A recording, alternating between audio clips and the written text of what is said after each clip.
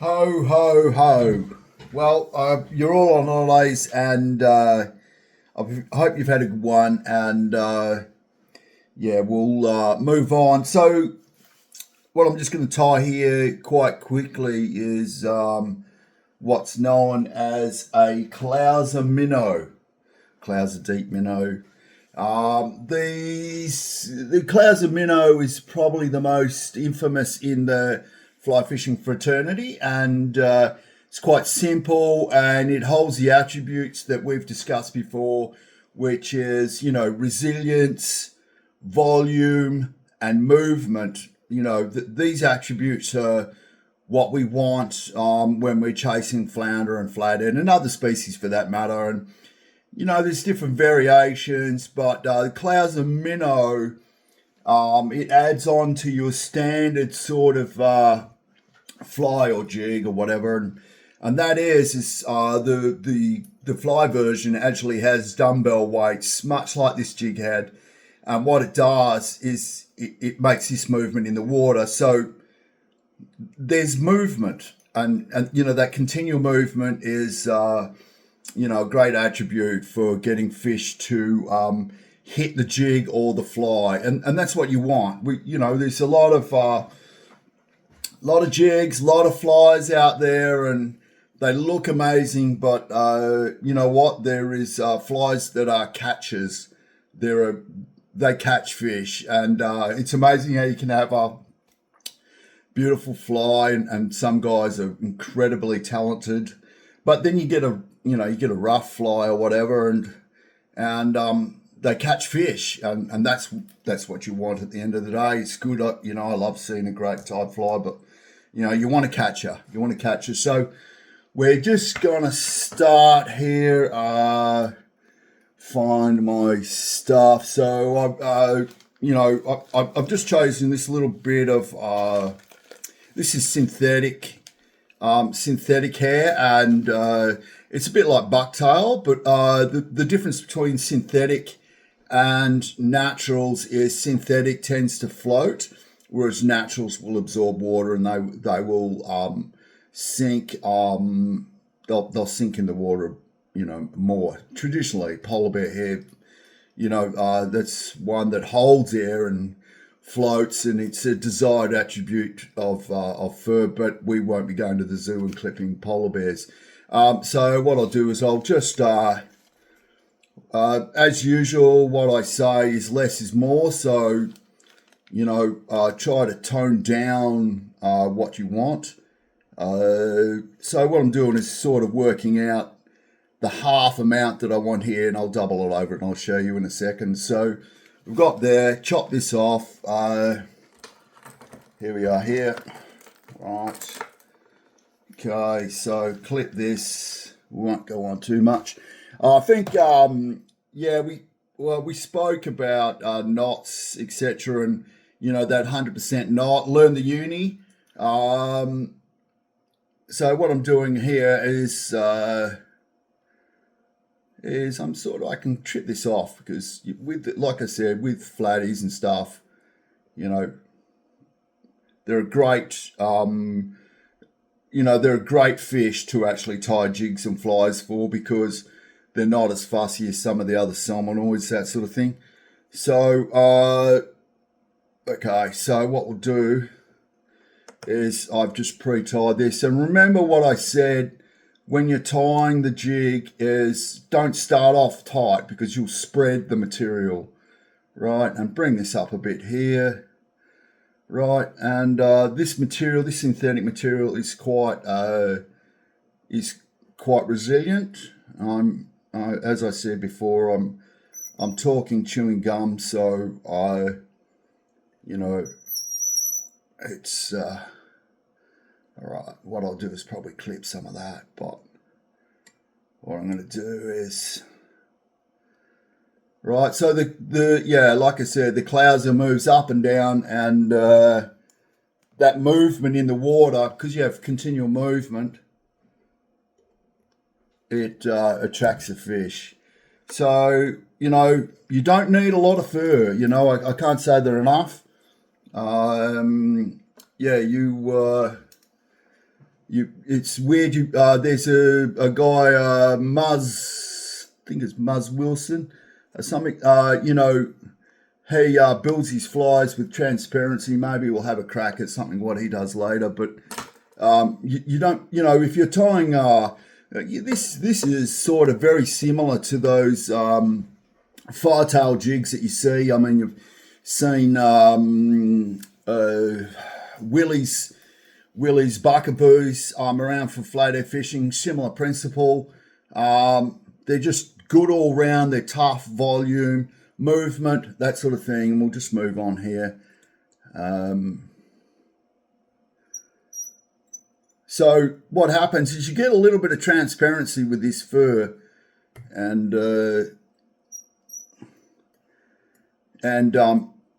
bait fish are trying to be transparent. I think I spoke in one of the earlier videos where bait fish tend to go a little bit pink, that sort of thing, as the blood movement comes through. And, fish are forever trying to hide. So they're trying to camouflage. And so they provide, this transparency, opacity that you see is to hide from predators over sand flats, that sort of thing. And, when you're in the river, the last one I tied was, the last jig I tied was gold.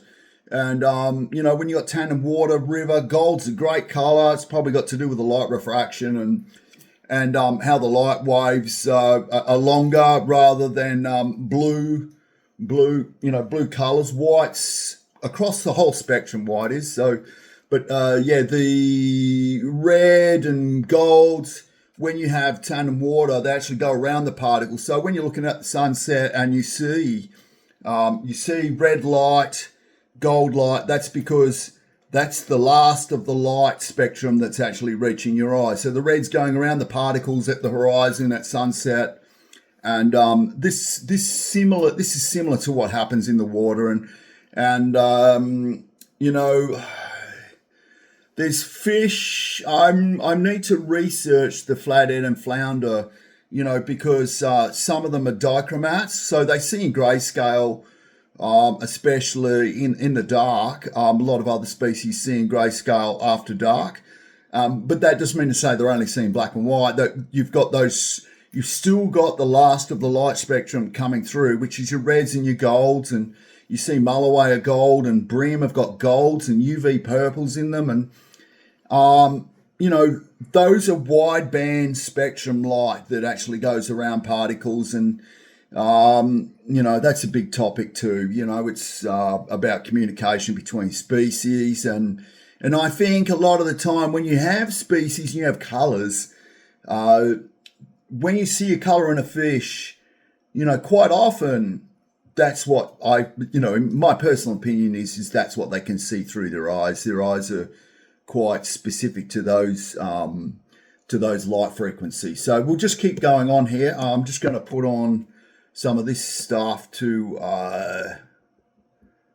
this is the UV resin I was talking about, that is set by light. So what I'm going to do here is I'll just wrap back here. So what we've done is just put the tail on, right? And we're going traditional. There's any number of colours that you can put on. You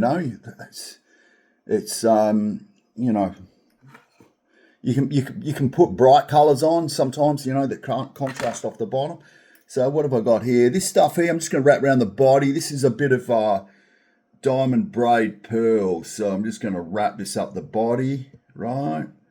So what I'm doing is, you saw that last one where I just wrapped it halfway and then wound it back and wound back up again. So just be careful. And as I said before here, I'm talking and chewing gum, and so I'm on the fly. I haven't rehearsed any of what I'm talking about here. So just get my little spike, because this is UV resin. Unless it's out in the sun, it doesn't really go off that fast. It goes off slow, but if you hit it with UV, it goes boom. So then what I'm going to do is I've just wrapped on this diamond braid pearl, right? You can put anything on. You don't even have to put it on. You can just have a bit of hair. So, right. So you can see I'm just wrapping the body here. And I can put on one of these things here to make a little bit more spectacular, but sometimes they let go.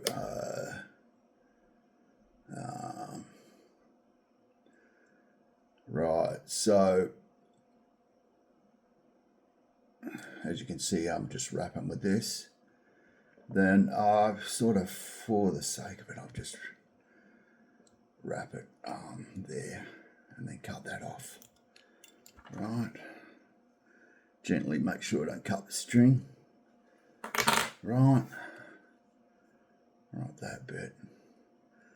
Okay, so something I was going to add is, drags. If you're fighting a fish, I've been talking about game fishing, etc. And if you got your drag, if you're setting your drag on your reel, remember you're not so you're aiming for 100% knot, but there's a whole range of other variables that come into play when you're fishing, and there's the amount of line that's out, and flathead fishing can be a little bit more simplistic, but I tend to fish, for 4 kilo, you want to set your fighting drag for about 25% if you're game fishing, that sort of thing. And then if you're trolling, you want to set your drag a bit lighter again, because the inertia from the fish hitting is insane. If you get a mackerel or a dolly or something hitting 4 kilo, 2 kilo line, you want it backed off to about 10%. But, general rule, if you're fishing for flathead and flounder, set your drag for about, 25%. And I'm even finding that, if fishing, the 20 to 25% drag range, the mouth of the fish, etc., can be quite sensitive. And if I fish my drag too hard, at any rate, I drop fish. And this is quite common with other things. It's not just about knots, but, the reason you fish, say 25% drag up to 4 kilo, and then, say a 30% from 4 kilo above, is that the inertia on the line. And if you're fishing braid, there's no stretch. There's absolutely no stretch on the line. So what happens with braid and carbon is the knots tend to explode because there's no stretch in them.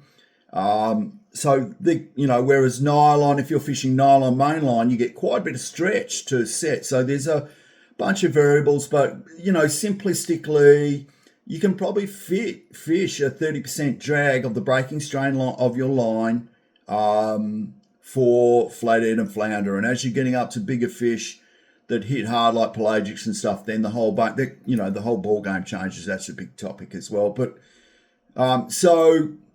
if you're fishing 6 kilo braid or something, as long as your rod, you can do it with a set of scales. Scales tend to vary a lot. You want to test your scales with some water, so 1 litre is 1 kilo. So test your scales to see how accurate they are, because if they're non-certified scales, they can vary a lot depending on where you buy them from and what brand they are. So test your scales, make sure that they're pretty good. Sometimes you'll get you need to be careful of your rods, because you'll snap your rod if some rods will snap easier than others, depending. It's the same principle. But you can use a bucket through your rod and lift it gently and see, so if you're fishing, you need your rod to be classed to a similar range to your line. So don't go putting 10 kilo line on your rod and then picking up 3 kilo or 3.5 kilos, 30% of your breaking strain, your rod's only rated to 4, and snap your rod. If you test your scales with your water and see where the range is, and then use a set of scales under a normal parabolic curve when you're actually in a normal fishing stance, don't go high stick and everything. you'll get a sense of where that drag is on your reel. And, then once you set it, you can feel it and go, you're starting to get a feel for where your line is. Because once you start coming down, as those earlier videos we're talking, once you hit line class, it's a whole different ball game. All those game fishermen out there that are trolling with 4-pound line for 40-pound mackerel, 20 kilo mackerel, and dollies and those sort of things. That's a whole different ball game. Then you really need to have your game face on, that sort of thing. So we'll just finish this off. I'm just tying half hitches here to lock this off, right? And then, so this here, this represents resilience and a little bit of transparency and volume, and there's a bit of movement on it, but I'm going to add something here. This is some stuff I got from, I think it was that Spotlight, one of those, but there's tackle shops that sell this sort of stuff as well. If you can't find it, if you can't find a tackle shop that's selling similar stuff to this, then you can go down to the beach shop, and they've got a bunch of stuff as well. So what I'm doing here is I'm going to tie this on, and I'm going to do the same thing again. And remember what I said about less is more, less is more. So what I'm going to do is go with my halfway mark, because I'm going to wrap it back, remember? So what I'm going to do, and I can always chop a bit off this. I'm talking and chewing gum here. Okay, so chop that off, throw that over there. And then now what I'm going to do for this clouser, right, is I'm sort of venturing the halfway mark. So what you're doing is, and remember what I said, I'll say it again, start off soft when you're tying this stuff, and then work your way up to a bit harder. So what I'm doing here is working directly behind the throat of the jig, and you can see, because I'm pulling a bit harder, I'm starting to spread that, which is not really what we want. But so then I'll come back and I'll just wrap over the top of that, sort of soft, so I don't spread it. Okay.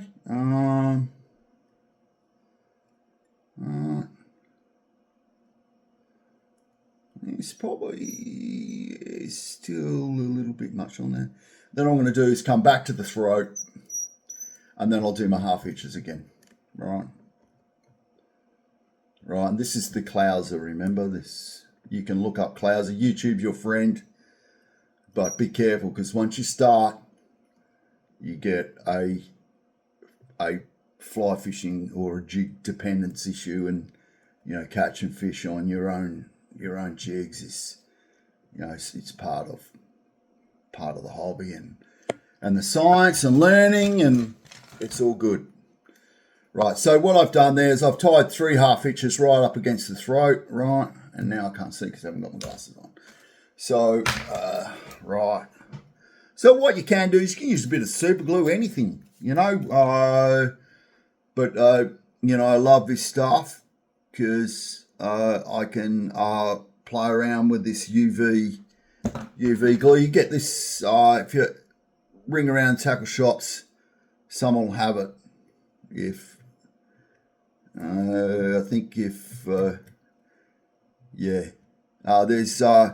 I'm not sure whether saltwater fly rodders are around, but it's worth going to a couple of meets with them. You might even like fly fishing. So keep your eyes peeled for saltwater fly rodders WA. So we're just staying traditional with this, and keeping it simple for the flatties. And then what I'm going to do, right, is stay with the tradition. This is the red floss that I discussed that I couldn't find, and I used something with a bit of an improvisation at first. But floss is a little bit different. You can, if your mum's got some red cotton in the thing, use that, But red floss tends to be a little bit thicker. You can see there on the camera. Right, and then what we'll do is, and as discussed before, red floss, or the red up around the front, represents gills, blood in the gills, all those. So I'm just careful I don't. Right, I have to stop talking just to get that sort of right. And right, so I do 3. There is a half-hitch tie you can get. I've got 2 somewhere, but everything's spread out at present, so there is differences. Right, so we'll cut this off, and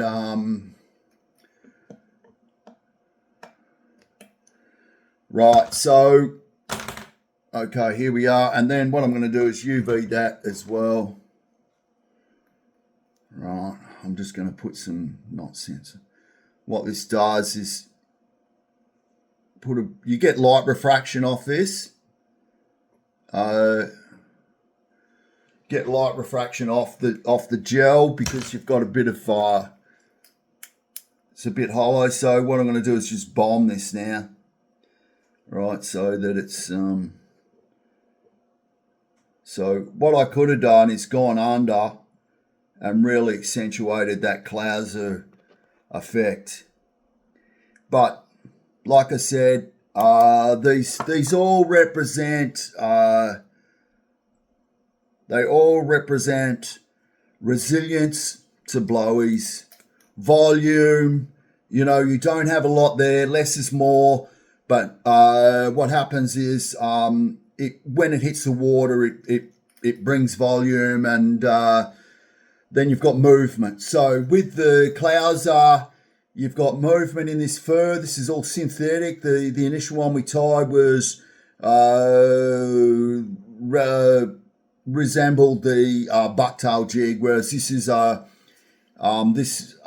synthetic with that movement. So just to elaborate and probably reiterate some extent, we discussed this before, and that is you've got here, I tied like a bimini, which was 100% knot, and say that's on 6 kilo. You got 2 lengths going to say a 15 kilo trace, and you can, you know, you may not sort of need this for flathead, but you know, it's just some of the principles of knot tying so that you understand. And these are doubles. You know, you get bruising from casting, and you get bruising from hinging when, you know, fighting fish and when they're coming out. So when you got 2 lengths coming out of 100% knot to the, you know, back-to-back uni or whatever, Albright, modified Albright,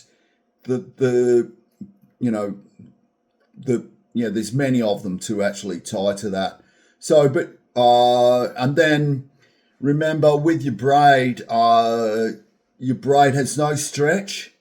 So and fluorocarbon has no stretch either. So when you're tying those knots, lots of saliva, because you will burn the carbon and the knots will explode, because there's carbon no stretch, and braid no stretch. So also what I'm going to do here too is that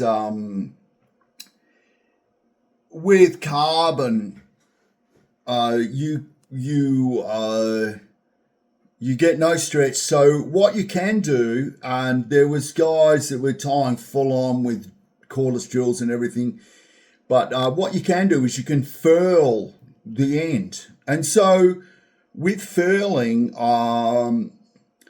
you can fish, say you're fishing from Mulloway, give you know, just an example, River Mulloway, people that have taught me have shown me that 30 pounds actually pretty good.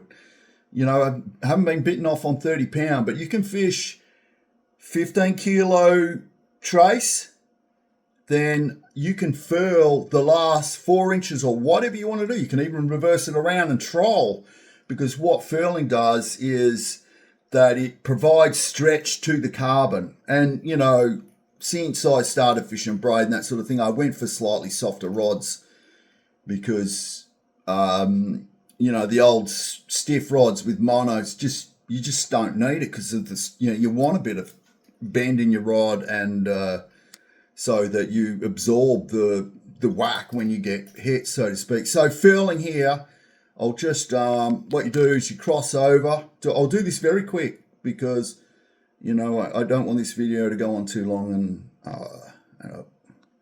so what I'm doing is I'm pinching the line with my fingers, right? We'll cross it over again, right? Pinch and take a little bit of pressure off, and once you get started, right? Once you get started, I'm talking, so I'm not going to do this as good as what I do when I'm got absolute focus. But you can see I'm twisting this line with the pinch of my fingers. So as long as I've got pressure when I'm holding it, it will stop. And what I've done is I've doubled it up, and once you go down a bit, you can go down, say 6, you can do whatever. I mean, the guys that were using it for casting, for sailfish and that sort of thing, they were doing them 3 feet, but they were casting the furl through the tip, which, you know, we all learnt was probably not ideal because it makes a hell of a racket when you've got a big thing. But if you're fishing for barra or anything, or many other species, then, you know, you can fish a light carbon, where, you know, mulloway and them can be quite sensitive to the line. You don't want to be fishing 80 pounds. There's some nights where they'll just belt it, other nights where they, you know, when you're out in the boats, they can be quite fickle. So I'm just twisting this, right? And as you can see, I've spun this up. Normally I would get a bit tighter on the thing. And then what I do, right, is with pinch finger is you just do a half hitch, and you can do whatever you want. Remember the risotto is 100% knot.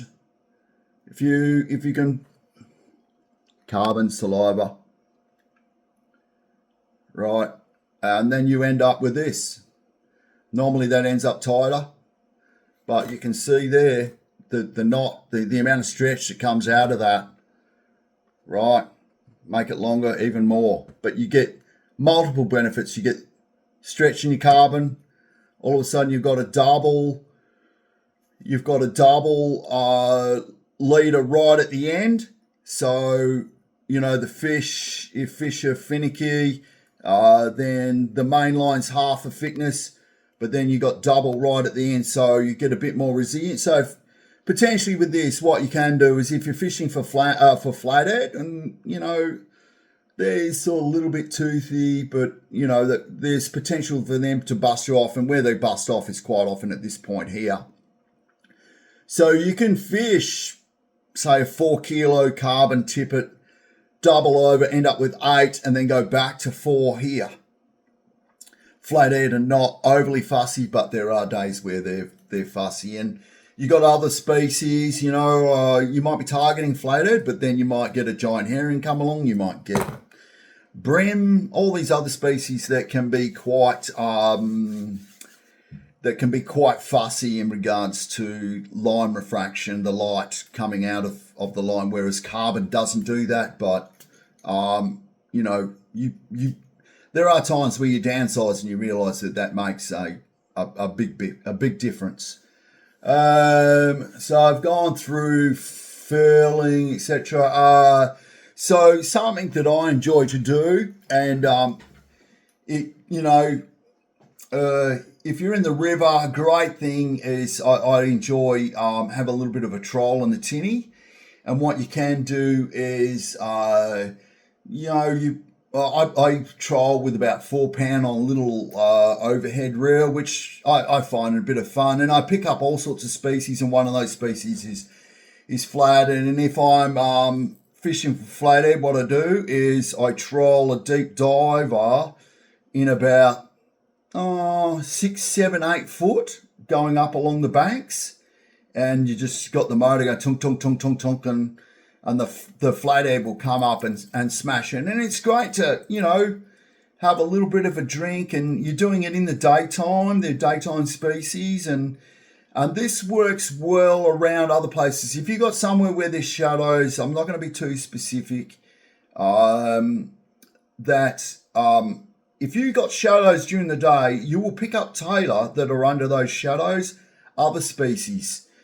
Silver brim, skippy, big skippy come out and belt this when you're trolling it along at slow speed, down deep, because you want a bit of depth, and this is a halco. They troll quite good. You can, you might get a little bit of weed or something on them and they just keep going, whereas some other lures have a propensity to actually upturn at the drop of a hat. But so troll these in the shadows. So if you're in a tinny, you can have a bit of a diverse day out. Like you're targeting flathead on the flats and your tinny or kayak for that matter. And while you're there, you can have a troll in the shadows and maybe pick up a tailor or a skippy and in those shadows on under boats, that sort of thing. And have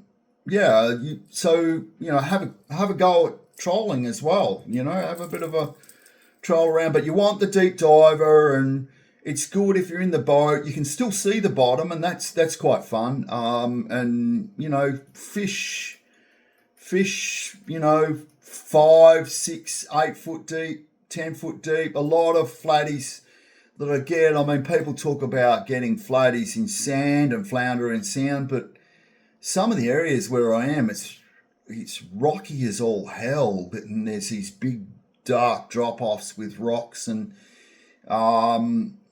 picking up flatties there. And sometimes these sort of lures are better than using a jig in the rocky ground, because there's just a higher propensity for these to get hit, whereas these will sort of go down and float back up when you're in that rocky ground. So don't just go the flats. If there's any steep rocky walls, have a crack around there too, because some of my biggest fish have come from the rock walls.